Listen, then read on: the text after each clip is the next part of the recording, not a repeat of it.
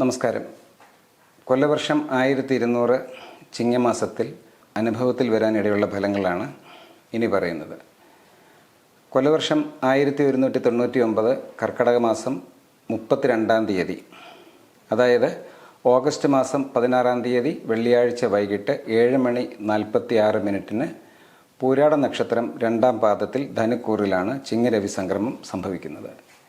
ഈ മാസത്തിൽ സ്വാഭാവികമായും സൂര്യൻ ചിങ്ങത്തിലും, ചൊവ്വ ഓഗസ്റ്റ് മാസം 26 വരെ ഇടവത്തിലും തുടർന്ന് മിഥുനത്തിലും, ബുധൻ ഓഗസ്റ്റ് 22 കർക്കിടകത്തിലും സെപ്റ്റംബർ 4 ചിങ്ങത്തിലും പ്രവേശിക്കും.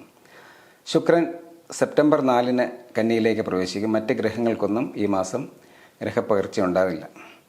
സംക്രമ സമയത്ത് ഭാഗ്യതാരക സ്ഥിതി മകം നക്ഷത്രത്തിൻ്റെ ആദ്യ പാദത്തിലാണ്. അതനുസരിച്ച് സ്റ്റെല്ലാർ അസ്ട്രോളജി കൂടി ഉൾപ്പെടുത്തി ഗണിച്ചെടുത്ത ഫലങ്ങളാണ് ഇവിടെ ചേർക്കുന്നത്. പൊതുവായിട്ടുള്ള ഫലങ്ങളാണ് ഇനി പറയുന്നത്.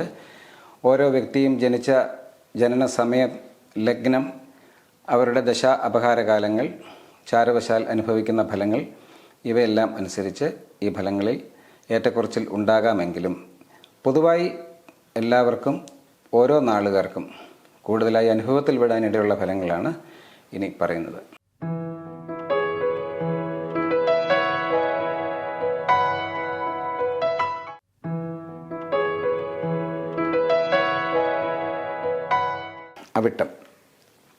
അവിട്ടം നാളുകാർ ഈ മാസം പൊതുവെ എല്ലാ തരത്തിലുള്ള ഗുണാനുഭവങ്ങളും പ്രതീക്ഷിക്കാവുന്ന മാസമാണ്.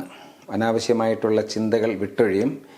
പ്രവർത്തന രംഗത്ത് മികച്ച നേട്ടങ്ങൾ കൈവരിക്കാൻ സാധിക്കും. ഉന്നത വിദ്യാഭ്യാസ ആവശ്യത്തിനായിട്ട് യാത്രകൾ വേണ്ടിവരും.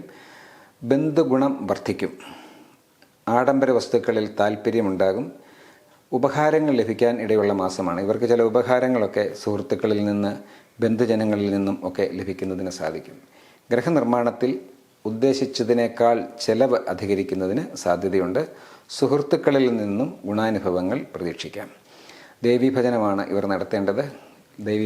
ദേവിയെ നിത്യേന പ്രാർത്ഥിക്കുക. കൂടാതെ ആഴ്ചയിൽ ഒരു ദിവസമെങ്കിലും ദേവീ മഹാത്മ്യത്തിലെ നാരായണ സ്തുതി അടങ്ങിയ 11-ാം അധ്യായം പാരായണം ചെയ്യുക മുതലായ പരിഹാരങ്ങൾ ഇവർക്ക് ഗുണകരമായിട്ടാണ് കാണുന്നത്.